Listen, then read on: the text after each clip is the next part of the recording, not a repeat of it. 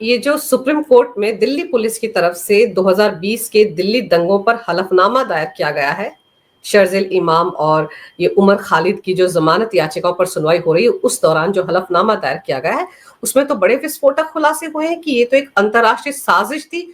उस वक्त भी रिजीम चेंज की कोशिश हुई थी।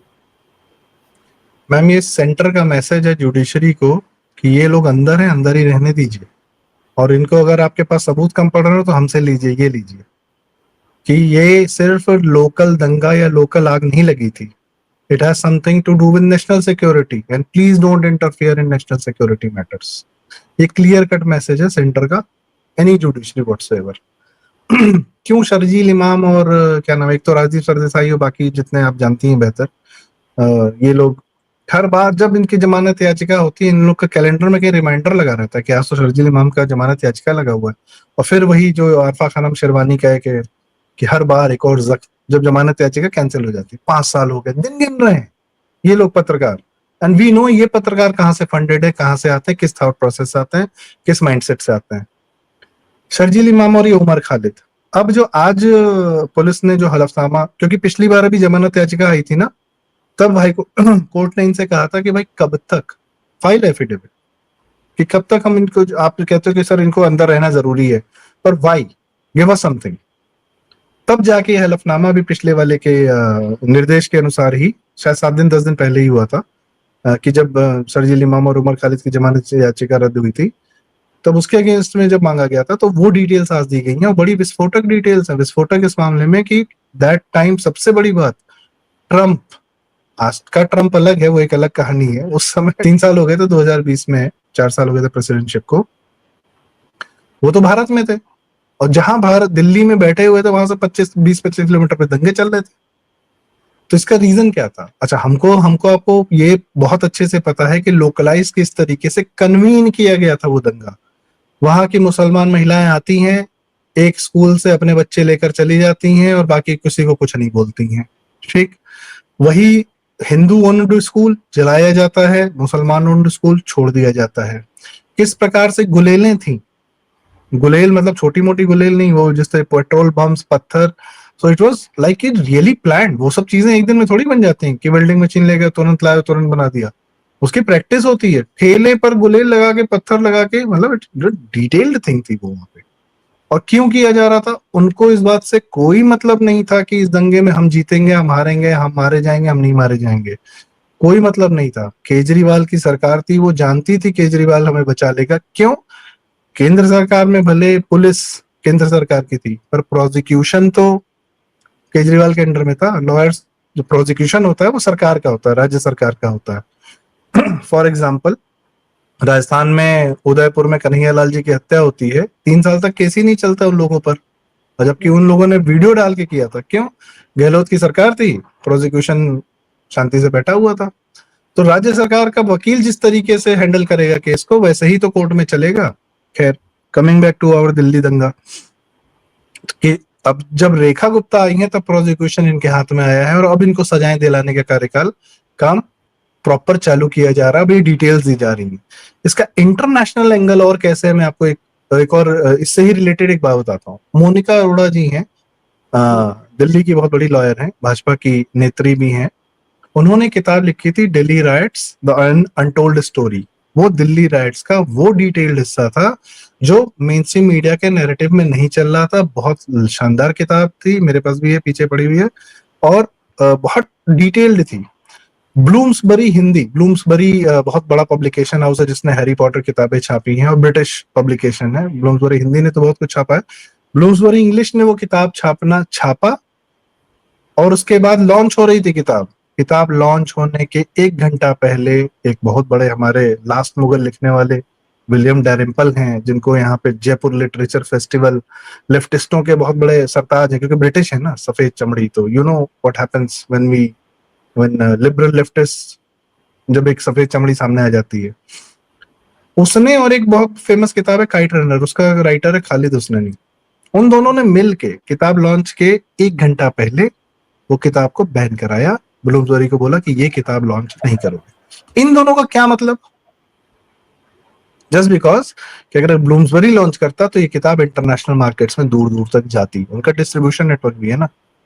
तो ये दिल्ली दंगे का सच इंटरनेशनली नहीं पता चलना चाहिए, ये रोका इन लोगों ने। तो यहां से भी बात ताकीद होती है जो दिल्ली पुलिस आज कह रही है कि भाई साहब इनके तो इंटरनेशनल प्लान्स थे। दूसरा, एक आप देखेंगे, एक मैंने बहुत पहले वीडियो देखा था, एक मुसलमान था, वो कहता था कि दंगा वंगा होते रहना चाहिए। उससे बताऊं होता क्या है, जब, क्योंकि क्या है ना, भारत के बाहर भारत की न्यूज जाती है, न्यूज ले जाने वाला कौन सा, मीडिया एजेंसीज हैं।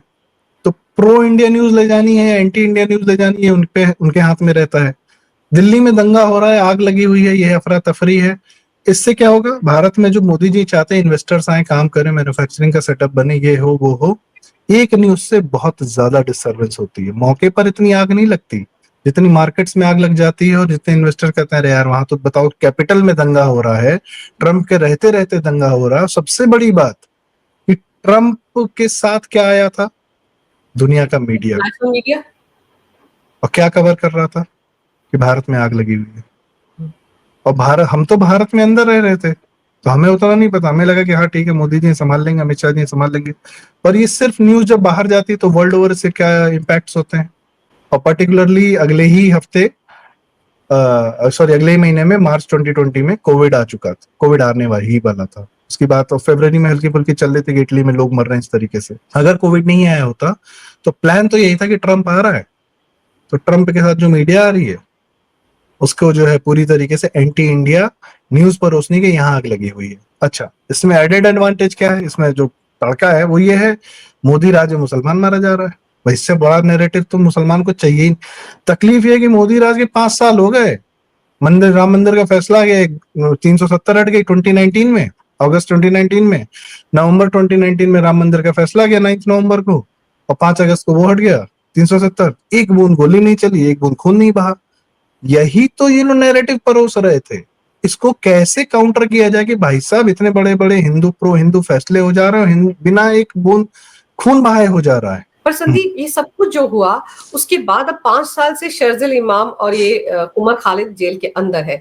जो इनके पक्ष के वकील है वो कोर्ट में कहते हैं कि देखिए चार्जशीट फाइल नहीं हो रही है, कितना देरी हो रहा है, और अभी तक इनको जेल में रखा गया है, इनके भी तो अधिकार है, इनको बाहर आना चाहिए।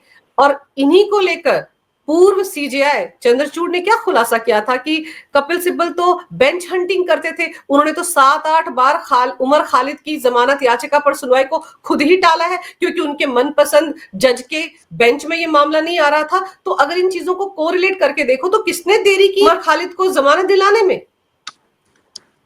मैम कभी कभी तो मुझे लगता है कपिल सिब्बल मोदी जी का आदमी है। केसेस सारे लड़ता है, हारता जरूर है, जीतता एक नहीं है। शर्जील इमाम अगर उनको रिप्रेजेंट कर रहे हो, अगर तीस्ता से तलवार को जमानत दिला सकते हैं एसएमएस पर, और चंद्रचूड़ जी को एक प्रोग्राम फंक्शन से उठा कर 2-3 जजेस की बेंच बनवाकर तीस्ता से तलवार को इमीडिएट सैटरडे नाइट इवनिंग में अगर जमानत दिलवा सकते हो तो इन लोग को भी दिला देते यार। लेकिन नहीं दिलाई। तो कभी कभी मुझे ऐसा लगता है, कुछ कुछ ख्याल ऐसे आता है, I don't know how it, मतलब पॉइंट इज फैक्ट्स देखने चाहिए हो क्या रहा है। अगर चंद्रचूड़ जी ये बात कहते हैं कि अरे हम तो देने को तैयार है, सामने का वकील ही नहीं ले रहा है केस। इसी चंद्रचूड़ जी ने मोहम्मद जुबैर को जब यूपी पुलिस ने पकड़ा था तो बोला था इसको जमानत दो, इसको रिलीज करो, शाम 6 बजे तक ये रिलीज हो जाना चाहिए था। ही न्यू कि एक रात में अगर यूपी पुलिस के हाथ में मोहम्मद जुबैर रह गया तो क्या होगा इसका। यूपी पुलिस के हाथ में एक आदमी, और वो मोहम्मद जुबैर जैसा, जिसकी वजह से नूपुर शर्मा जी को अपनी एक ऐसी जिंदगी जीनी पड़ रही है जो कभी किसी ने सोची नहीं थी, कि सर पे तलवार सदैव लटकी हुई है। तो यूपी पुलिस के हाथ में रहता एक दिन के लिए तो क्या होता। तो चंद्रचूड़ जी, ये जो जुडिशरी है ना, कि जमात इस्लामी का केस हो तुरंत सुन लो, दिल्ली दंगों में आप देख ही रही है कि किस प्रकार से चाह कर भी जमानत नहीं दे पा रहे हैं। और यहाँ पर मैं दिल्ली पुलिस और कम से कम इस समय रेखा गुप्ता जी का जो प्रोसिक्यूशन टीम है उसको तो मैं सैल्यूट करता हूँ। बहुत सही, बहुत सही। अगर जुडिशियल सिस्टम में लूप होल्स हैं, जुडिशियल सिस्टम देरी करता है, तो ये देरी ये लोग भी तो झेलें, कि खाली हिंदू क्यों झेले, तुम भी झेलो भाई, तुम भी जुडिशरी से, तुम ही क्यों रहो, तुम ही क्यों इतना। अच्छा, इंटरनेशनल एंगल एक और बताता हूँ, इन्हीं का कैसे अधिकार, बाकी लोग का अधिकार नहीं है। कौन सी जेल में कितने लोग बंद हैं, निकालो डेटा जुडिशरी, आधार लिंक करो, डेट लिंक करो, सॉफ्टवेयर पे लगाओ, सबसे पहले देखो कौन कितने साल से जेल में बंद है, जो ज्यादा लंबे समय से जेल में बंद है उसके केसेस पहले प्रायोरिटाइज पे लगाओ। ये तो काम आप इमीडिएटली अभी कर सकते हो, क्यों नहीं करते हो? जुडिशरी कहाँ से फंड होती है, इनके लॉयर्स के एनजीओ कहाँ से फंड होते हैं, कहाँ से इंटरनेशनल एजेंडा लाके पीआईएल दाखिल करते हैं, भारत के कानून चेंज कराते हैं और चुनी हुई गवर्नमेंट के कानून चेंज कराते हैं। We face that on a daily basis. International agenda सबसे पहले बताता हूँ कहाँ से आता है। किसकी सरकार थी दिल्ली में उस समय? केजरीवाल की। केजरीवाल किसको नहीं पता है कि इंटरनेशनली फंडेड आदमी था, मैगसेसे दिया गया था, कोई विनर विनर नहीं था, मैगसेसे नाम का एक पट्टा इसके गले में बांधा गया था भारत को दिखाने के लिए, देखो बहुत कमाल का आदमी है। 2012 में एस्टेब्लिश किया गया ना केजरीवाल को। दिल्ली मीडिया ने 2 महीना अपना लगाकर इस आदमी को जमीन से उठा के देश का नेता बना दिया। वो तो भला वो देश का कुछ प्रारब्ध है, देश का कुछ भाग्य है कि वो मोदी जी मेजोरिटी पा गए, वरना तो दे वर डेड। मतलब आज की डेट में भी पंजाब की प्रॉब्लम हो, खालिस्तान की प्रॉब्लम हो, किसानों वाली कोई भी प्रॉब्लम थी जो किसान आंदोलन के नाम पे बैठे हुए थे, सब में तो यही आदमी इन्वॉल्व था। दिल्ली का पॉल्यूशन था, क्या नहीं था? He was the original one जिसको दिल्ली में सेट किया गया था अमेरिकन एजेंसीज द्वारा। इसमें अब डाउट नहीं होना चाहिए। मनीष सिसोदिया, इनके भी एनजीओ थे, कबीर और परिवर्तन और पता नहीं कहाँ का, जिससे इससे फंड किया गया था। What was he doing? Delhi दंगे के समय, दिल्ली दंगा में फरवरी 2020 में हुआ, पर शाहीन बाग तो क्या कहते हैं दिसंबर 2019 में चल रहा था। इसका सिसोदिया तो वहां खड़ा था शाहीन बाग में। ये दंगे एक्चुअल शुरू हुए थे जामिया से, जामिया बटला हाउस में। यही था ना जिसने बोला था, जो इंस्पेक्टर मर गया था, कि बटला हाउस पर फेक एनकाउंटर था। बटला हाउस, ये शाहीन बाग, बटला हाउस सब एक ही जगह पर है। दिल्ली तो हम लोग ने बहुत कायदे से देख रखा है। क्या कर रहा था ये? इसने प्रोपगेट कराया, इसने कराया। He was at the helm of the affairs when this was happening in the centre of the Delhi.